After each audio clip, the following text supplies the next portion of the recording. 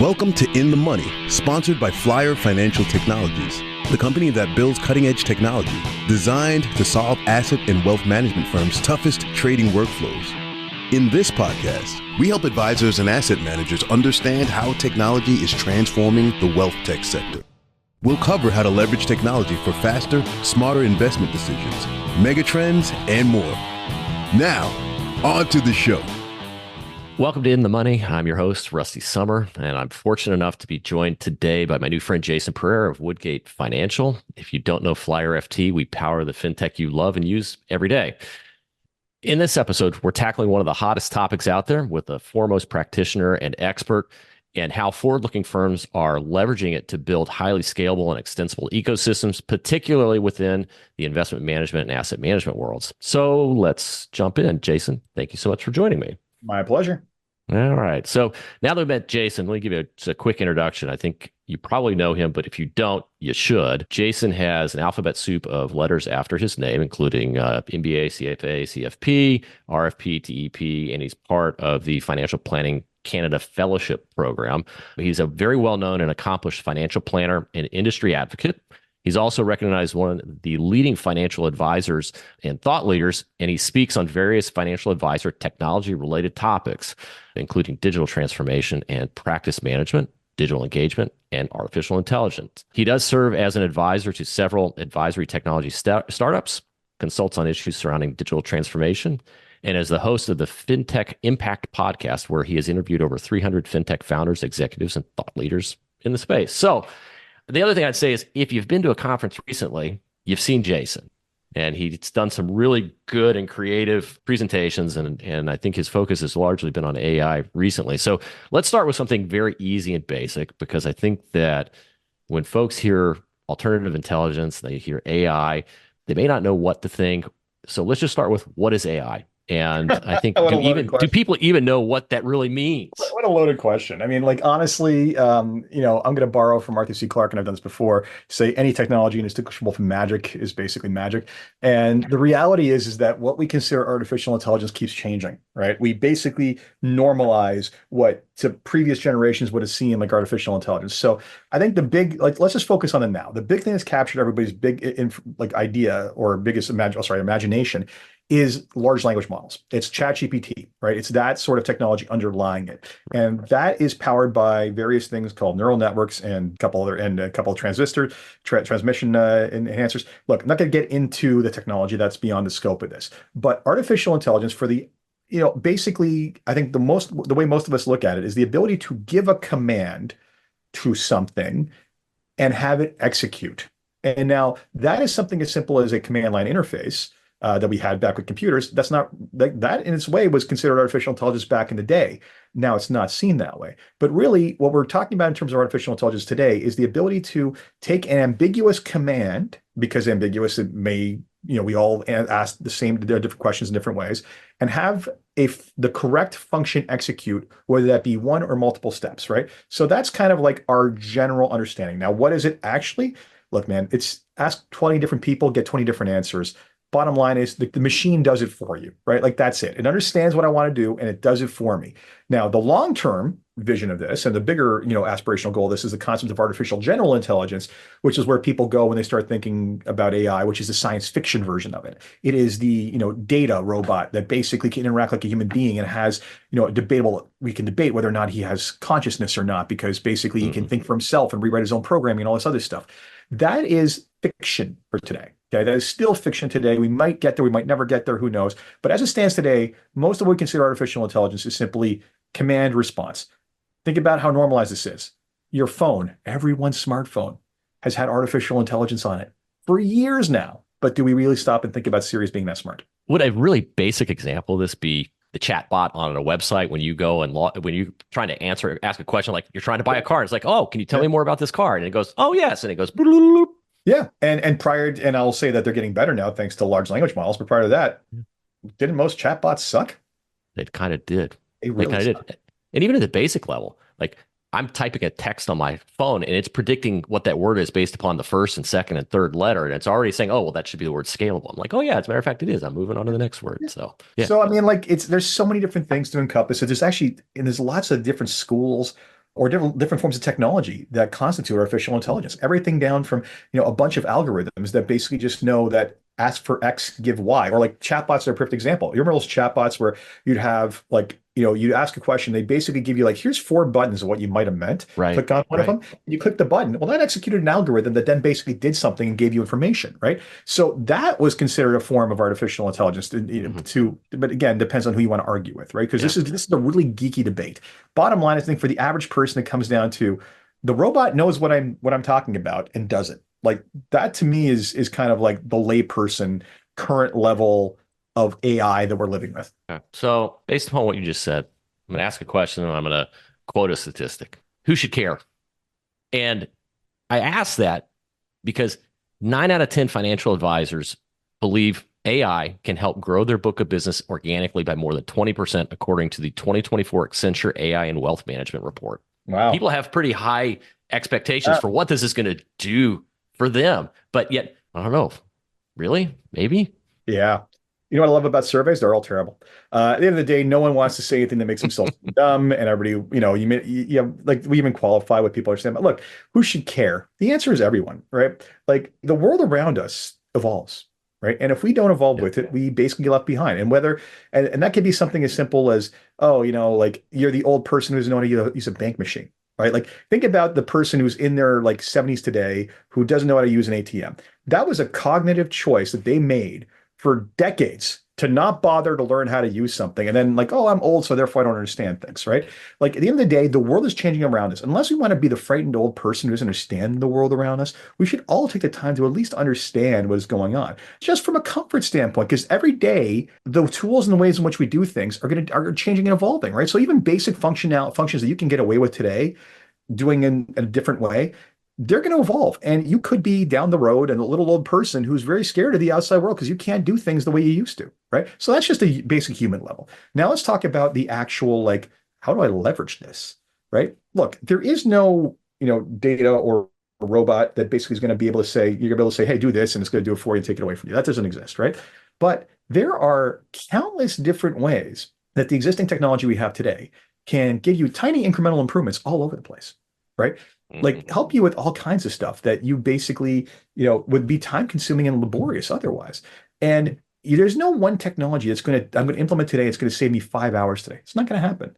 But is there a series of technologies, a handful of them, that if I implement today will save me 5 hours in a week? That exists, right? That exists, freeing up my time for other things. So the reality is that who should care? Everyone should care from their own personal use. And then if you want to be better, faster, more accurate with your time and more efficient with your time, whether that be to free up time for yourself and your family, or to build your business, or to do the thing that you care more about, whatever it is, I don't care what your objective is. All tools that are in the marketplace can help you do that. The question is which ones. And artificial intelligence can do it to a level that we haven't seen before, because the level of complexity we can handle with very little input is higher than anything else. Yeah, I agree with, I think, just about everything you said in there. And my personal feeling at the moment is that we're at a transformational juncture. And probably not too different, but of a greater magnitude when rules-based systems were being more consistently implemented in, the investment management world. And this is a chance for most people to get a lot better. Yes. Right. And if you don't get involved and understand and figure it out, at least a little bit, you are going to be uncompetitive and you're not going to be able to deliver quality advice at the same level that other investment managers, asset managers, RIAs are going to be able to. Well, let's look at this in a couple ways. Let's define better, because the obvious better is the efficiency play, right? Everything I discussed to date, everything we discussed thus far has been about efficiency. It's about, and the reality is that when you look at all the stuff advisors do, most of it's repetitive. Most of it, like forget the stuff that doesn't involve dealing with the client, that doesn't involve the face-to-face aspects of the human side of this. Let's put that aside for a sec. We'll come back to that. All of this stuff, the work, the account opening, management, maintenance, financial plan generation, you name it, all of it already, almost all of it, has some sort of technology that helps you, and some sort of technology now is starting to use artificial intelligence in some way, shape, or form. Everything right down to just basically extracting data from client statements. Like you can literally pop that up in ChatGPT and extract it. Now, privacy issues there we won't get into right now. But everything you do from an administrative standpoint, there probably is an application of artificial intelligence somewhere right now that can increase the efficiency. Now, over time, enough time, we can get that stuff really truncated down. Get the amount of time that, this amount of time is taken to do the admin, getting that right down. Fewer bodies, fewer hours, getting it done accurately, more and effectively, because it's repetitive. And if it's repetitive, it is better automated than not. The stuff that won't be is the human side of things, right? That stuff, humans are messy. We're dealing with brains that are the technology that never gets upgraded. It hasn't been upgraded since, we came out of caves. So the reality is that we're dealing with the human cognitive issues that we deal with. And this industry's forever been moving away from the commoditized stuff that we do. Access to markets, portfolios, financial plans, all of that, moving more towards the behavioral human side, the life coaching, the behavioral finance. And the reality is that you're going to have the technology efficiency gains are going to lead to a further polarization of the marketplace. Polarization in any marketplace, or the spectrum of offering any marketplace, is as follows. You either have high volume, low margin, right? Which means you have to fill the funnel really big and take in a lot of people to make very little off everyone, but make it up on volume, right? Really hard to play in that game because it's a volume wins issue. Like, open a franchise restaurant today and try to compete with McDonald's. Very difficult. Be an ETF provider and try to compete with Vanguard. Good luck to you, right? Opposite end of the spectrum is the high touch, high personalization, more human direct experience approach, right? And that's where the RIA market and other countries around the world that have been smart about this and other markets have been moving towards, which is, let me actually expand my offering and get closer to not more people, but fewer people, and be not all things to all people, but as many things as possible to one person or some people, because that offering, whether it be a very, very specific niche need, or whether it be around things like actual client complexity, or whether it be around client behavior, there is a commonality there. I can service people in a broader way. And what the efficiency gains are going to do is free up even more time, like we've been doing with all the digitization to date in the last 20 some odd years, that is leading us towards more interpersonal interaction and more broader offerings that are going to help people help us get clients closer and closer to the ideal version of their lives. I think that's pretty right. Advisors, I think as much as they're looking for the magic bullet, AI does give them the capacity to spend more time with their clients, and it helps them also effectively deliver a more probable successful outcome for those clients, right? Because you have this engine that can now go out and do some of the monitoring. It can do the analysis for you. It can prompt you when you need to look at it versus you hunting and pecking and playing whack-a-mole, right? Yeah. Let's bifurcate some of the use cases that I'm seeing in artificial intelligence into two camps. There's hey, we could have done that already. You just have to be smart about it, right? Like, being able to tell an AI, hey, show me everybody who's holding this underlying, this kind of portfolio that's down, 15% that I haven't talked to in the last 3 months because the market corrected and is also born on a Tuesday, right? Like, in theory, like if you're stewarding your data in Salesforce or whatever CRM, right, you can build that report in a couple of minutes. It's not difficult, right? That stuff is low-hanging fruit. It's just a different interface for using AI is just a different interface for creating the same end result, but we're there already. What's going to be interesting to see is all the newer use cases that are utilizing AI for solutions where they're coming at a problem from an AI standpoint and doing things that basically human being wouldn't be able to do. So, for example, my friends over at Conquest, who basically is a financial planning software, who basically came out with an AI-powered financial planning software before LLMs were a thing, and each of the strategies that they're testing in the financial planning software, they're testing each one of those strategies. They're testing multiple variables within there. So just start dates for Social Security, right? When are you going to start taking RMDs? All this other stuff.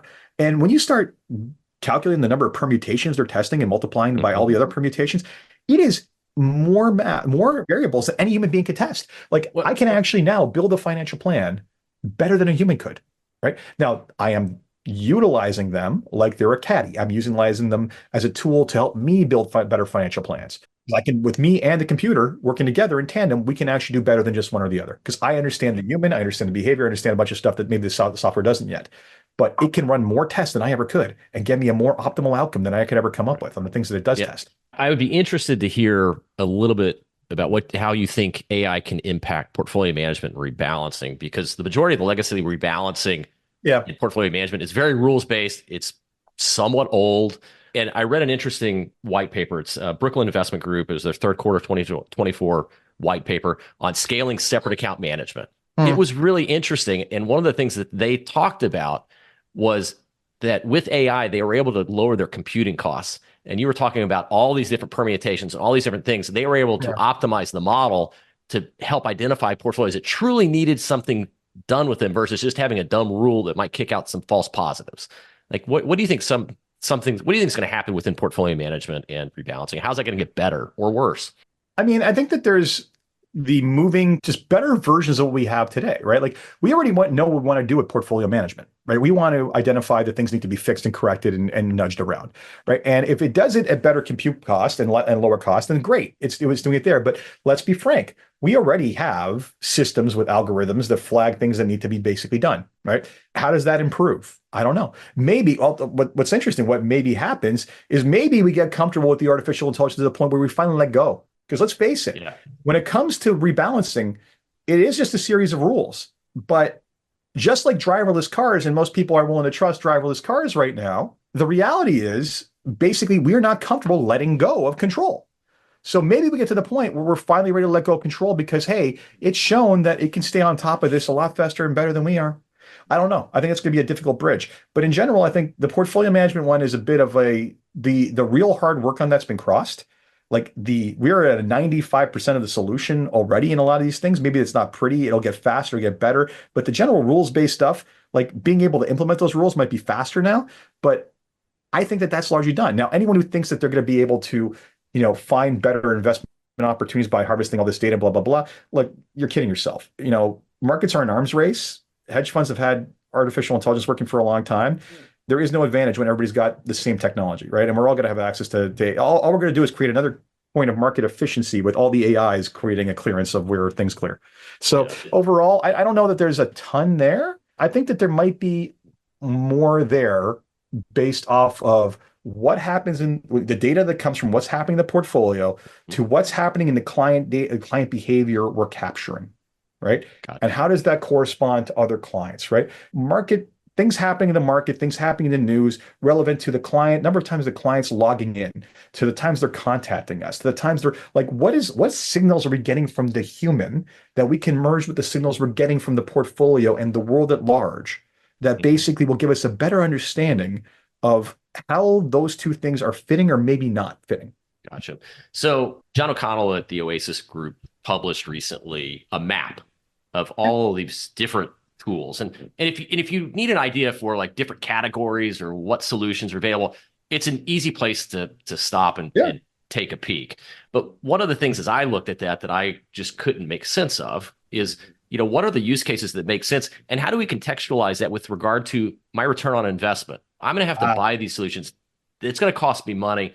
How do I know where to spend my dollar? So I'll start first by saying that I like John, and his map is great for a starting point, but over time, that's not going to become relevant because frankly, anyone who's going to, any solution that basically is better served through AI will basically be AI native or AI based. Because if not, it's just everybody else is going to suck in comparison. Everybody's going to flock to that over time. And AI will become AI is nothing but a function. Like at the end of the day, we're talking about this thing like it's the be all and end all, but in actuality, it's just a method that technology uses to get a job done, right? So there are things that are better served through AI. There are things that we don't need AI for. That's the reality for it. So what you're seeing on John's map is two things. You're seeing that there's a bifurcation in the industry. There's those AIs that are now overlaying existing systems to do things better and faster than we did before. I think the best use case of this I've ever seen is Adobe Photoshop. Photoshop is a complicated product. I don't know what half the things in the panel mean, but I now have the ability to go into Photoshop, circle something, and tell the AI what I want it to do, and it will actually do it. So it's created a better UX for me to interact with the software. So it is reducing my cognitive burden to use this technology. And you're going to see a lot of really good use cases where you're going to see the AI do that. You're also going to see the AI also basically become a teaching tool, right? It's better than the libraries of content that we have that we go fishing around now, right? So using it for education. The opposite of the spectrum is the AI native solutions, things that are like we can do something completely different with AI first. So that's like the meeting note-taking stuff that we're seeing now, right? Where it's starting with AI. We're going to see different use cases evolve. I don't know what that is. So the reality is that don't get wowed by the AI. The question becomes like, is this actually solving a practical use case that's giving me an efficiency that I'm actually going to benefit from? So first and foremost, you got to learn what's out there, see what's possible. And then you got to ask yourself, okay, it currently takes me X amount of time to do this. If I implement this new solution, it's going to take me Y amount of time. The delta is that gap. How much is that gap worth to me? Right. And the reality is that most of these solutions are not overly expensive, right? They're not. They're small licenses that don't cost a lot, or they're built over top of something else and they're an add-on. Now you can get death by a thousand cuts if you just start adding on the AI for all of these things, right? But you have to judge for yourself every time, what is the ROI on this? And to me, the ROI is like, what does it cost versus how much time does it free up? And then the math is, how much can you make from that additional time? How much do you value that additional? Maybe you don't want to make from that additional time. Maybe you just want to free up your time. Like, how much do you value that time? And that's a question everybody's going to have to answer. And we're going to have to get better at that than we were before, because like usually we've just gone out and gotten technology that met the base standard for what we needed. But the reality is we're dealing with a transformational technology now that has the ability to create massive improvements over time and also free up. Like, I mean, if I can free up one day versus the average advisor per week with the implementation of artificial intelligence, 5 different AIs, for example, right? If I can free up one, I now use that one extra day to expand my business. I can afford to I can make the same amount of money while charging less and be in price competition, or I can basically just grow faster than them. And they don't have the ability or the capacity to take on what I do now because I freed up a full 20% of my time. So knowing first and foremost what you can do with that time and what you can value it at is important. The second part of the equation, what's this going to cost you and how you do that? Right. You mentioned it a little bit earlier. You talked about risk just in passing. So talk a little bit about the risk in AI and anonymized data. And if you're an advisor or an enterprise, what are some of the things you need to think about? First and foremost, you have to remember that you are the steward of all kinds of personal information that clients are giving you. Personal information that, frankly, can be used to steal identities and can be used to basically cause them all kinds of problems in life. So you have to basically be the steward of that. Person. And frankly, US does not have great privacy laws, quite honestly. I think that'll change over time, and you're seeing them elsewhere in the world that are far stronger. But the reality is that we have to guard against it. It's already been proven by others that personal identifiable information has been extracted from ChatGPT, from people putting in client information or personal information into ChatGPT. So you're feeding information into an open protocol that is a bit of a black box because we don't know exactly, like, I don't know how to extract PII, but other people are going to figure it out. And, if they can trick the machine into basically giving it a lot of it, that's not great for all of us. So first and foremost, you have to understand that you have to be cognizant of the fact that there's only going to be certain information that you can put into a public protocol, full stop, right? You should not be putting client names, information. You should not be being able to trace back who that person is in any way, shape, or form. Okay. So for example, if you're going to take over a client account and they give you a statement and you want to extract the positions, great. You can put that into ChatGPT, but the first thing you should be doing is redacting the client information, like the account number, the client name, all of that, but you can use the rest of it. The second thing is you can actually use tools that will do the redaction and the protection for you. So Artificial Intelligence Risk is a company that came out that is basically probably the first mover I've seen in this space in our industry. And what they do is they provide a compliance console over top of whatever large language model you want to use. And effectively, when I can go ahead and put the client personal information in it, it will identify the PII. It will anonymize it when it goes to the LLM, so that basically it doesn't know that it's Jason's information. It's just XYZ347's information. It will take back the information and it will then replace XYZ347 with Jason again. So it looks like I basically have not had to do anything, but in fact, it's protected me from myself. So that sort of technology is something that's going to become more prevalent. And the SEC is already said they're going to come up with protocols and rules for utilizing artificial intelligence. I expect personal information to be right at the top of it, at the list of priorities. Yeah, I completely agree with that. And I think that maybe most people don't understand that even when you're on that Zoom meeting with your client and you use the automated note-taking function, yes, that is putting all the information that you discussed into the public data model.